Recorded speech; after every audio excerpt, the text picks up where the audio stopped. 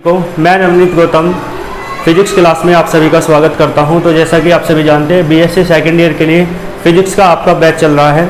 तो मैंने आपको 2 क्लास कराई थी और 2 लेक्चर में मैंने आपको कूलॉम्स लॉ क्या होता है, उसकी वेक्टर फॉर्म क्या होती है और Coulomb's law in terms of position vector क्या होता है मैंने आपको पढ़ाया था। ठीक है, तो आज की क्लास में बेसिक कॉन्सेप्ट करेंगे थोड़ा और जो उससे रिलेटेड है।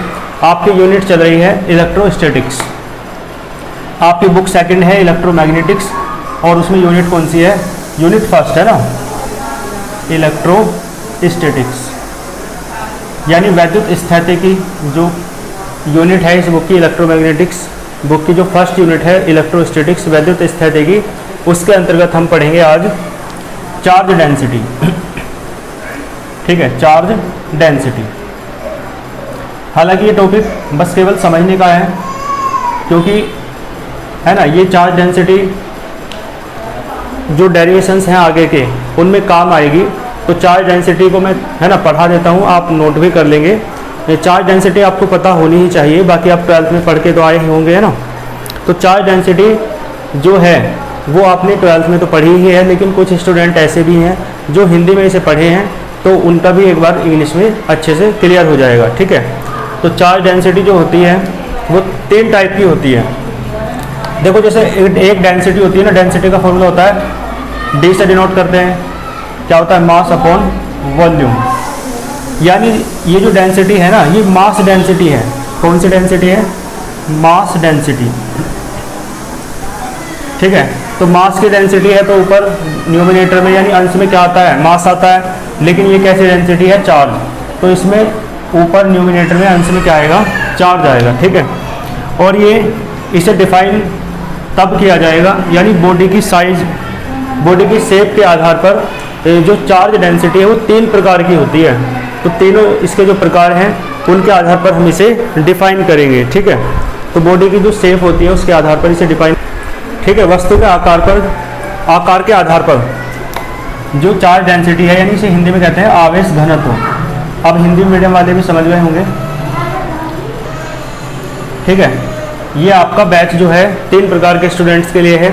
एक तो वे जो हिंदी मीडियम से अब तक पढ़ रहे थे 12th तक और अब भी हिंदी मीडियम में पढ़ रहे हैं। ठीक है, और एक वे जो इंग्लिश मीडियम से पढ़ रहे थे और अब भी इंग्लिश मीडियम में पढ़ रहे हैं। और तीसरे प्रकार के वे स्टूडेंट जो अब तक हिंदी मीडियम में पढ़ रहे थे और अब इंग्लिश मीडियम से पढ़ना चाहते हैं। ठीक है, तो इस तरीके से मैं क्लास आपकी ले रहा हूँ ताकि तीनों प्रकार के स्टूडेंट्स को मैं है ना कवर कर सकूँ। तो आवेश घनत्व होता है चार्ज डेंसिटी। ठीक है, 1 मिनट रुकिए ज़रा। ठीक है, बड़ा व्यवधान है, आइए देख लेते हैं। तो आवेश घनत्व जो है वो 3 प्रकार का होता है वस्तु की आकृति के आधार पर। आप जानते हैं जो हिंदी मीडियम से पढ़े हैं, एक तो रेखीय आवेश घनत्व, एक पृष्ठीय आवेश घनत्व और एक है आयतनीय आवेश घनत्व। यानी charge density on the basis of shape of the body is of 3 types. 3 प्रकार की होती है चार्ज डेंसिटी। एक तो लीनियर चार्ज डेंसिटी, एक सरफेस चार्ज डेंसिटी और एक वॉल्यूम चार्ज डेंसिटी। तो जो चार्ज डेंसिटी है वो 3 प्रकार की है। ठीक है, तो देखो पहली जो चार्ज डेंसिटी है मैं उसे थोड़ा बता देता हूँ, यानी रेखीय आवेश घनत्व। तो कहने का मतलब है लीनियर चार्ज डेंसिटी। ठीक है, लीनियर चार्ज डेंसिटी। ठीक है जी, तो जो लीनियर चार्ज डेंसिटी है ये है आपकी, इसे कहेंगे रेखीय आवेश घनत्व। रेखीय आवेश घनत्व, बात क्लियर है। रेखीय आवेश घनत्व देखो यह सरफेस, यह लीनियर चार्ज डेंसिटी इसे लैम्डा से डिनोट करते हैं और इसका फॉर्मूला होता है Q/L। तो आपको फॉर्मूला याद रखना है और इसके बेस पर इसको डिफाइन करना है, परिभाषा देनी है। देखो लैम्डा से डिनोट करते हैं, प्रदर्शित करते हैं, और Q क्या है, आवेश की मात्रा है, L क्या है, लंबाई है। तो परिभाषा बनाने के लिए, डेफिनेशन बनाने के लिए नीचे वाली क्वांटिटी को 1 मान लिया जाता है। तो देखो यदि L 1 हो जाए तो लैम्डा किसके बराबर आ जाएगा, Q के। तो इसका मतलब है जो लीनियर चार्ज डेंसिटी लैम्डा है ना वो वास्तव कुछ अलग नहीं है, बल्कि वो चार्ज ही है। लेकिन कौन सा चार्ज, जो किसी बॉडी की यूनिट लेंथ पर है ना उपस्थित है। कोई बॉडी है जैसे मार्कर ही है ना, या कोई पेन या कोई वायर है ना, बॉडी कैसी होनी चाहिए, जिसकी लेंथ बहुत ज़्यादा है उसकी ब्रेथ की तुलना में, है ना।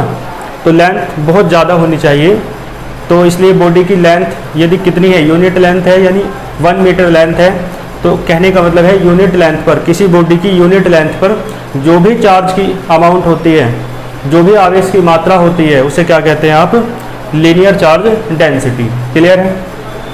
कहने का हिंदी में अर्थ ये हो जाएगा, किसी वस्तु की एकांक लंबाई पर उपस्थित आवेश की मात्रा को रेखीय आवेश घनत्व कहते हैं, इसे लैम्डा से प्रदर्शित करते हैं। ठीक है, देखो इंग्लिश में क्या हो जाएगा, the charge on unit length. देखो आवेश को कहते हैं द चार्ज, तो इसकी लैंग्वेज या इसकी डेफिनेशन क्या हो जाएगी, भाई चार्ज को तो कहते हैं लीनियर चार्ज डेंसिटी, लेकिन कौन सा चार्ज, जो यूनिट लेंथ पर पाया जाता है, तो the charge on unit length.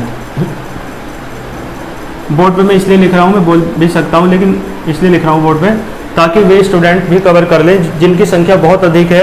वो कैसे स्टूडेंट हैं, जो अब तक हिंदी मीडियम से पढ़ते आए हैं और अब बीएससी में इंग्लिश मीडियम है ना से वो पढ़ेंगे, तो उनके लिए है ना बहुत अच्छे से समझाना जरूरी है।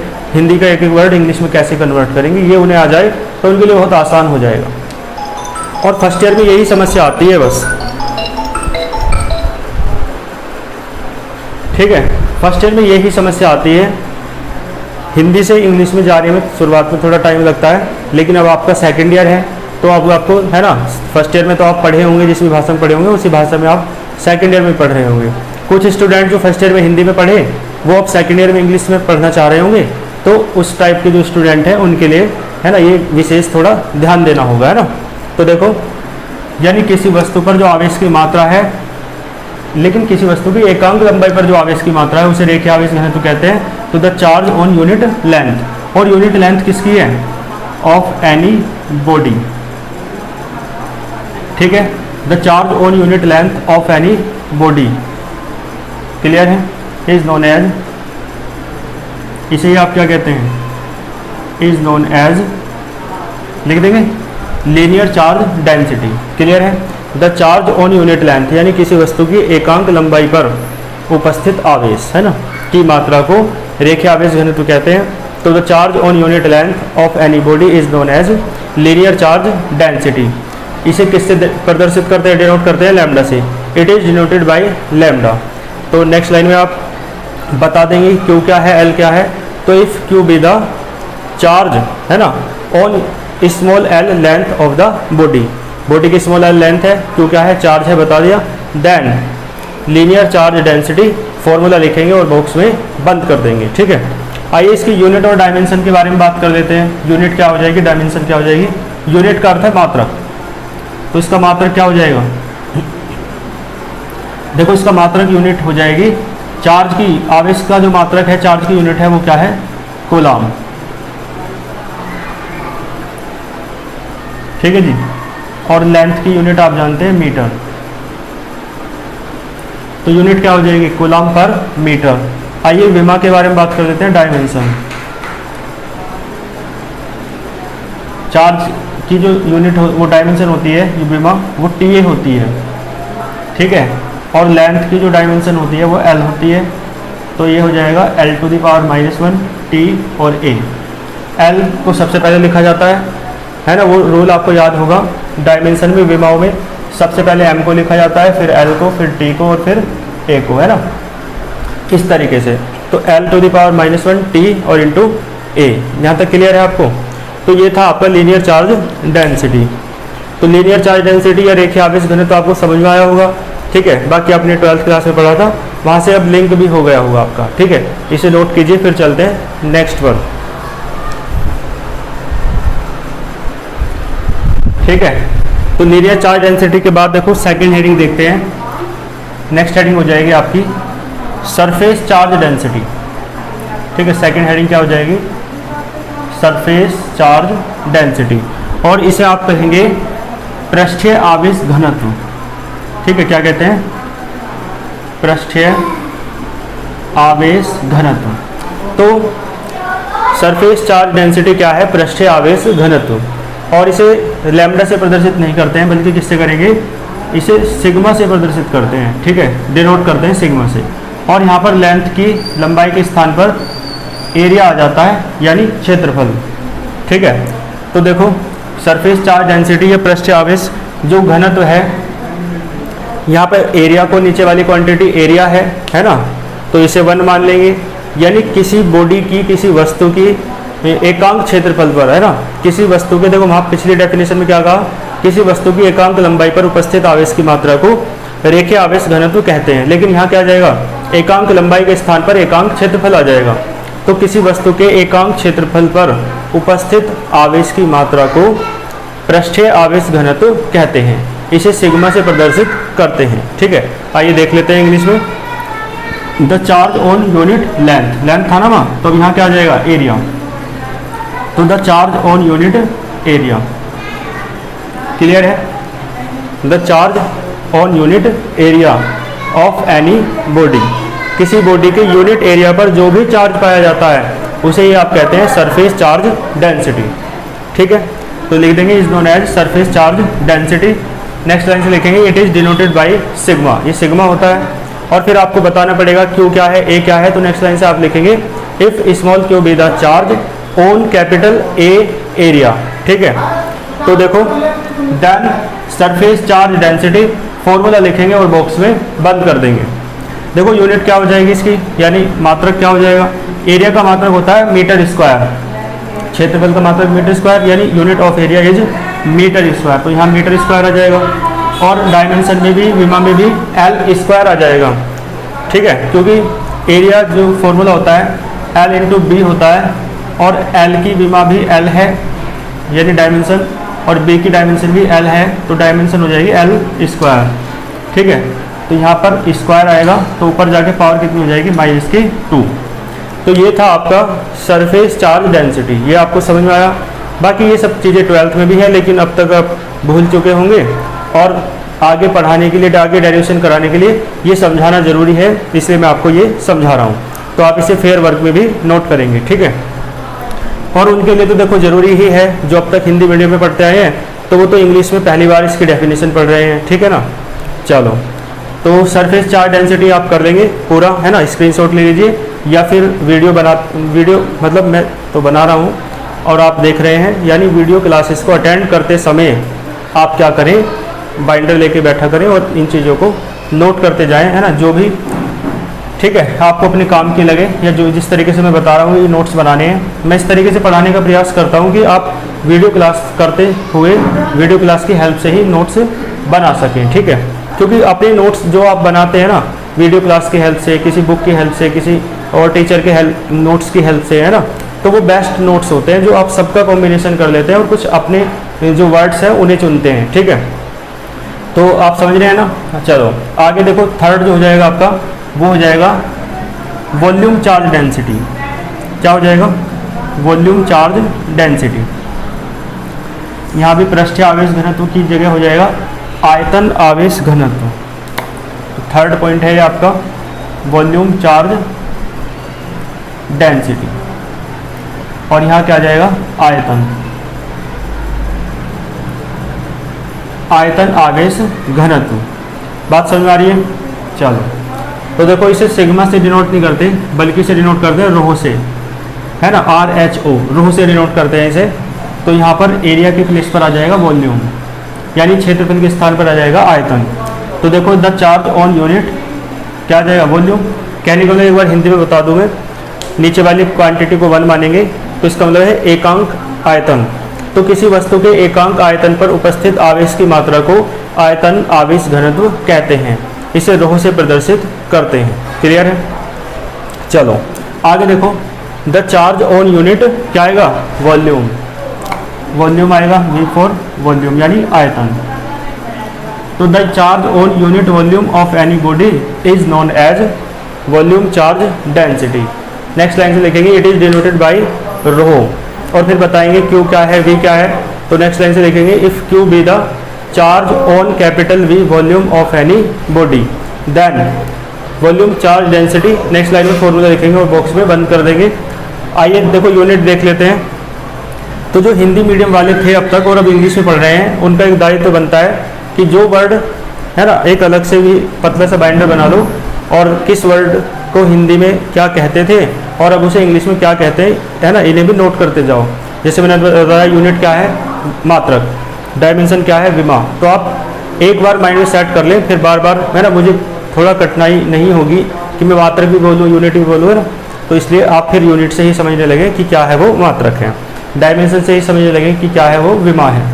तो यूनिट क्या है, कूलाम पर वॉल्यूम के जो यूनिट है ना वो मीटर क्यूब होती है, क्योंकि वॉल्यूम होता है L into B into H, तो metre into metre into metre यानी मीटर क्यूब, और यहाँ पावर 3 हो जाएगी, है ना। इसकी भी डायमेंशन L है, इसकी भी और इसकी भी, लेंथ की भी, ब्रेथ की भी, हाइट की भी 3 पावर, तो यहाँ भी क्या आ जाएगा 3 पावर।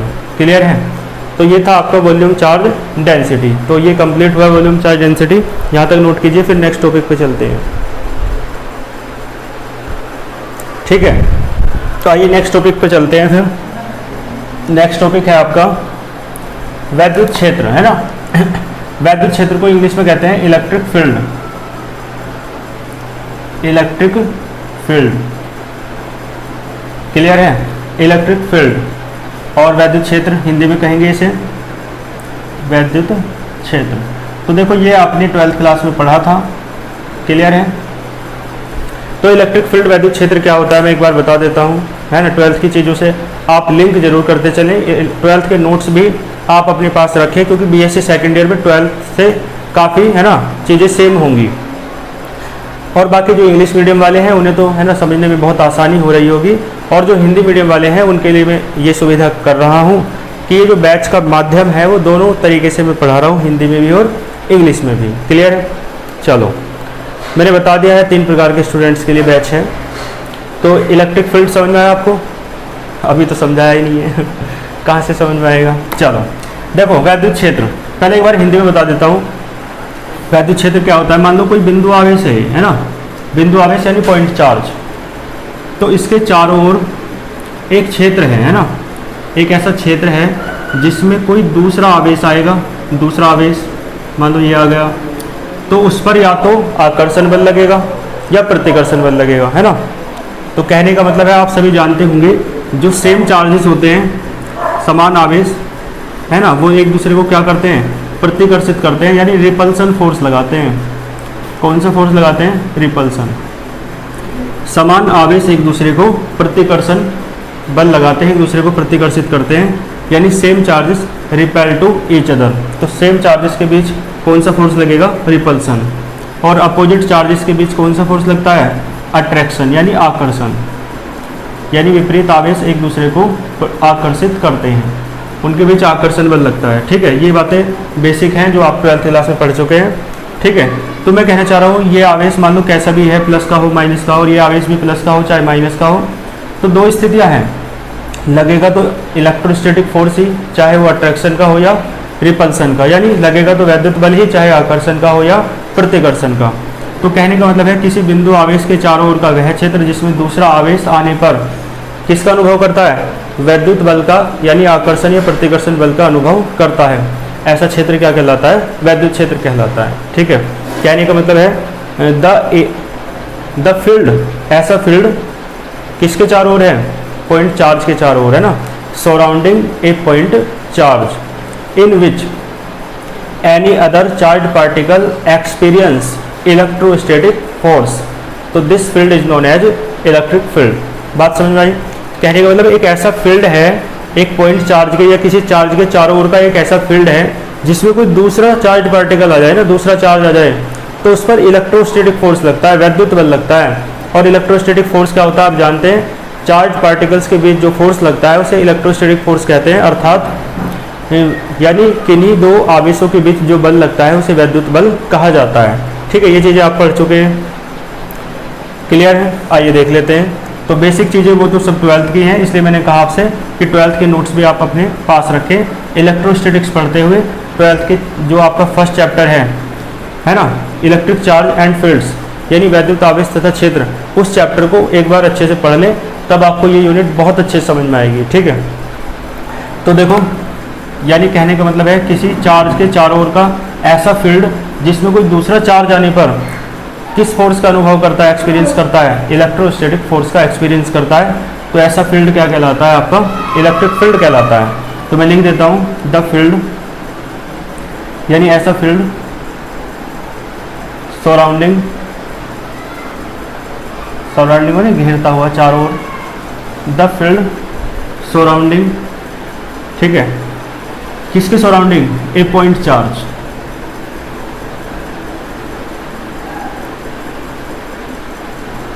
ठीक है, the field surrounding a point charge, यानी किसी बिंदु आवेश के चारों ओर का वह क्षेत्र, इन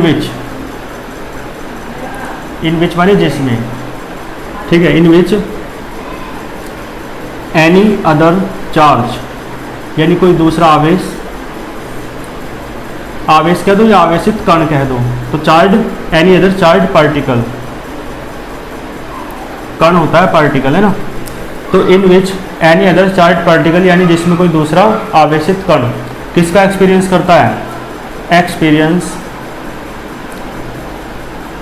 ठीक है, एक्सपीरियंसेस आएगा, बल्कि एक्सपीरियंसेस माने अनुभव करता है, किसका? इलेक्ट्रोस्टैटिक फोर्स का अनुभव करता है, यानी वैद्युत बल का, इलेक्ट्रोस्टैटिक फोर्स। क्लियर है? तो कहने का मतलब है किसी बिंदु आवेश के चारों ओर का वह क्षेत्र जिसमें कोई अन्य आवेशित कण आने पर वैद्युत बल का अनुभव करता है, ऐसा क्षेत्र वैद्युत क्षेत्र कहलाता है। यानी the field surrounding a point charge in which any other charge particle experiences electrostatic force. तो ऐसा फील्ड क्या कहलाता है? इज नोन एज, क्या कहलाता है? आप लिख देंगे इलेक्ट्रिक फील्ड, और इलेक्ट्रिक फील्ड को डिनोट करते हैं ई से। इलेक्ट्रिक फील्ड की डायरेक्शन भी होती है तो वेक्टर ई से डिनोट करते हैं। तो नेक्स्ट लाइन से लिख देना, it is denoted by vector E. बात समझ में आई? इलेक्ट्रिक फील्ड क्या होता है, वैद्युत क्षेत्र क्या होता है। बाकी आपका कोई डाउट हो, आपकी क्वेरी हो तो आप कमेंट बॉक्स में बता सकते हैं। बाकी वीडियो के डिस्क्रिप्शन बॉक्स में एक व्हाट्सएप ग्रुप का लिंक है, आप उसमें जाकर के ग्रुप में ज्वाइन हो सकते हैं और अपनी प्रॉब्लम्स पर्सनली ग्रुप में जाकर के शेयर कर सकते हैं। ठीक है, आइए चलते हैं फिर नेक्स्ट हेडिंग पे। ये था आपका इलेक्ट्रिक फील्ड, ठीक है, आप नोट कर लेंगे वीडियो को पॉज करके। इलेक्ट्रिक फील्ड के बाद है electric field intensity. Next topic क्या है? इलेक्ट्रिक फील्ड इंटेंसिटी, या इंटेंसिटी ऑफ इलेक्ट्रिक फील्ड कहते हैं, या फिर इलेक्ट्रिक फील्ड स्ट्रेंथ कहते हैं, और हिंदी में कहें तो वैद्युत क्षेत्र की तीव्रता। ठीक है, क्या कहते हैं? वैद्युत क्षेत्र की तीव्रता। याद आ गया होगा? तो इलेक्ट्रिक फील्ड इंटेंसिटी है ना, ये इंटेंसिटी ऑफ इलेक्ट्रिक फील्ड बात है कि आप समझ रहे हैं। ये इलेक्ट्रिक फील्ड स्ट्रेंथ भी कहते हैं, और इसका हिंदी में नाम हो जाएगा वैद्युत क्षेत्र की तीव्रता। ठीक है, वैद्युत क्षेत्र की तीव्रता। बात समझ में आ रही है आपको? ठीक है, और बाकी देखो, है ना, कोई स्टूडेंट वीडियो देखता है तो कमेंट भी कर दिया करे, उससे मोटिवेशन मिलता है आगे वीडियो बनाने के लिए, जारी रखने के लिए क्लास, है ना। और बाकी जो अपने साथ के स्टूडेंट्स हैं उन तक वीडियो को शेयर भी किया करिए, ताकि ज़्यादा स्टूडेंट जुड़ेंगे तो ज़्यादा मोटिवेशन आएगा पढ़ाने के लिए, समझ रहे ना आप? क्योंकि आप समझ रहे हैं ये स्टूडेंट के लिए ऑनलाइन क्लास जो है यूट्यूब पर बीएससी के लिए कोई 2-4 ही टीचर होंगे, है ना, क्योंकि स्टूडेंट बहुत कम होते हैं, और इससे आप समझ रहे हैं कोई फीस तो है नहीं, बस आप सभी का प्यार है, यही है ना, शुल्क होता है। तो इलेक्ट्रिक फील्ड इंटेंसिटी या स्ट्रेंथ क्या होती है? वैद्युत क्षेत्र की तीव्रता। देखो इसका फॉर्मूला जो है, इसे भी आप कैपिटल ई से डिनोट करते हैं, प्रदर्शित करते हैं, और इसका फॉर्मूला है ये, आपके याद हो गया होगा, आ गया होगा 12th से। ई बराबर होता है F/Q0। Q0 होता है, इसे कहते हैं टेस्ट चार्ज, हिंदी में कहें तो परीक्षण आवेश, टेस्ट चार्ज। टेस्ट चार्ज का मतलब है ये चार्ज टेस्टिंग करता है, मान लो किसी पॉइंट पर, है ना, वैद्युत क्षेत्र कितना है, यानी इलेक्ट्रिक फील्ड इंटेंसिटी कितनी है, किसी पॉइंट पर, है ना, ये कितना है, वो कितना है, तो सब चीज़ें टेस्ट करने के लिए एक चार्ज बनाया गया, टेस्ट चार्ज, जिसका अपना कोई इफेक्ट नहीं होता है ना, ये बहुत छोटा चार्ज होता है। तो इस चार्ज को क्या कहा जाता है? टेस्ट चार्ज, और इसे Q0 से डिनोट किया जाता है। और आप जानते हैं F क्या है? F है आपका इलेक्ट्रोस्टैटिक फोर्स, इसे हिंदी में परीक्षण आवेश कहते हैं टेस्ट चार्ज को, और इलेक्ट्रोस्टैटिक फोर्स को तो आप जानते होंगे, इसे कहते हैं वैद्युत बल। क्या होता है? इलेक्ट्रोस्टैटिक फोर्स, और Q0 क्या होता है? टेस्ट चार्ज, यानी परीक्षण आवेश और वैद्युत बल। तो मैंने बताया है परिभाषा या डेफिनेशन कैसे बनाई जाती है। नीचे वाली क्वांटिटी को 1 मान लो, तो देखो यदि Q नॉट जो चार्ज है वो 1 हो जाए, 1 कूलाम, आप जानते हैं चार्ज की यूनिट मात्रक क्या होता है, कूलाम। तो देखिए E किसके बराबर आ जाएगा, कैपिटल F के। इसका मतलब है जो वैद्युत क्षेत्र की तीव्रता है या इलेक्ट्रिक फील्ड इंटेंसिटी या स्ट्रेंथ है वो कुछ अलग नहीं है, बल्कि वास्तव में वो इलेक्ट्रोस्टैटिक फोर्स ही है, वैद्युत बल ही है। लेकिन कौन सा इलेक्ट्रोस्टैटिक फोर्स है, जो 1 कूलाम के चार्ज पर लग रहा है। ठीक है, इसका मतलब है 1 कूलाम के, और इलेक्ट्रोस्टैटिक फोर्स कहाँ लगता है, इलेक्ट्रिक फील्ड में लगता है। तो कहने का मतलब है इलेक्ट्रिक फील्ड में 1 कूलाम के यानी यूनिट चार्ज पर लगने वाले इलेक्ट्रोस्टैटिक फोर्स को ही आप क्या कहते हैं, इलेक्ट्रिक फील्ड इंटेंसिटी या इलेक्ट्रिक फील्ड स्ट्रेंथ कहते हैं। क्लियर है? एक बार मैं लैंग्वेज लिख देता हूँ, देखो बात समझ में आई। तो इलेक्ट्रोस्टैटिक फोर्स को ही कहते हैं क्या, इलेक्ट्रिक फील्ड इंटेंसिटी या इलेक्ट्रिक फील्ड स्ट्रेंथ। लेकिन कौन सा इलेक्ट्रोस्टैटिक फोर्स है, जो 1 कूलाम के चार्ज पर लग रहा हो, अर्थात यूनिट चार्ज पर लग रहा हो, और कहाँ लगता है, इलेक्ट्रिक फील्ड में, अर्थात वैद्युत क्षेत्र में। आइए देख लेते हैं। देखो the electrostatic force, the electrostatic force, ठीक है, the electrostatic force on unit charge, 1 coulomb charge का मतलब है यूनिट चार्ज यानी एकांक आवेश। द इलेक्ट्रोस्टैटिक फोर्स है ना ऑन यूनिट चार्ज, एकांक आवेश मतलब, और कहाँ, इन इलेक्ट्रिक फील्ड, वैद्युत क्षेत्र में लगता है क्योंकि वैद्युत बल। क्लियर है? तो the electrostatic force on unit charge in electric field, बस बात खत्म है, इज नोन एज, आप लिख देंगे इलेक्ट्रिक फील्ड इंटेंसिटी या इलेक्ट्रिक फील्ड स्ट्रेंथ, जो भी आपके एग्जाम में आता है ना। तो नेक्स्ट लाइन में से लिखेंगे it is denoted by capital E. इसे किससे डिनोट करते हैं, कैपिटल ई से डिनोट करते हैं। और नेक्स्ट लाइन में आप बताएंगे एफ क्या है, क्यू नोट क्या है, तभी तो फॉर्मूला लिख पाएंगे। तो नेक्स्ट लाइन से लिखेंगे if capital F be the electrostatic force on charge q naught. Clear है? Then electric field intensity. Next line में फॉर्मूला लिखेंगे और इसे बॉक्स में बंद कर देंगे। आइए इसकी यूनिट और डायमेंशन देख लेते हैं, मात्रक और विमा। तो यूनिट देखो क्या हो जाएगी, देखो फोर्स की यूनिट होती है, आप सभी जानते होंगे न्यूटन, बल्कि यूनिट मात्रक क्या होता है, न्यूटन। और क्यू नॉट चार्ज है यानी आवेश है, आवेश का मात्रक यूनिट क्या होती है, कूलाम। तो न्यूटन पर कूलाम, ठीक है, न्यूटन पर कूलाम इसकी यूनिट हो जाएगी। और इसके डायमेंशन देखो क्या हो जाएगी, देखो डायमेंशन हो जाएगी इसकी, फोर्स की डायमेंशन आपके याद होनी चाहिए, क्या होती है, ml t की power ml t to the power -2, और चार्ज की होती है TA।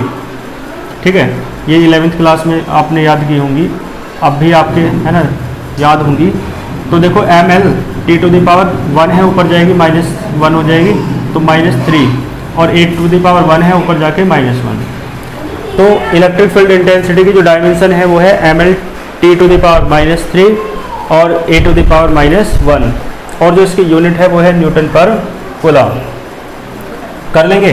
तो इलेक्ट्रिक फील्ड इंटेंसिटी की डेफिनेशन मैंने आपको बता दी है, हिंदी में भी इंग्लिश में भी आप बहुत अच्छे से कर लेंगे, और जो जो टॉपिक पढ़ाए हैं बहुत अच्छे से तैयार कर लेना। ठीक है, तो नेक्स्ट इससे जो नेक्स्ट लेक्चर होगा उसमें इलेक्ट्रिक फील्ड इंटेंसिटी के डेरिवेशंस में आपको कराऊंगा। ठीक है, शुरुआत में बहुत आसान चीज़ें, आसान टॉपिक आपको है ना पढ़ रहे हैं, आपको लग रहे हैं, बिल्कुल ऐसे ही आसान लगेगी पूरी बुक आपको। बस आप वीडियो को अच्छे से देखें, नोट्स बनाते हुए चलें, और जो नेक्स्ट लेक्चर है उसे देखने से पहले आप पहले लेक्चर को बहुत अच्छे से तैयार कर लिया करें। ठीक है, और बाकी मुझे भी थोड़ा मोटिवेट करें ताकि मैं वीडियो बना सकूँ, है ना, डेली वीडियो बना सकूँ, है ना, और अधिक से अधिक अपने जो साथी हैं, जो अपने क्लासमेट्स हैं, उन तक वीडियो को शेयर कीजिए। ठीक है, तो मिलते हैं फिर नेक्स्ट लेक्चर में, तब तक आप बहुत अच्छे से पढ़ते रहिए। All the very best.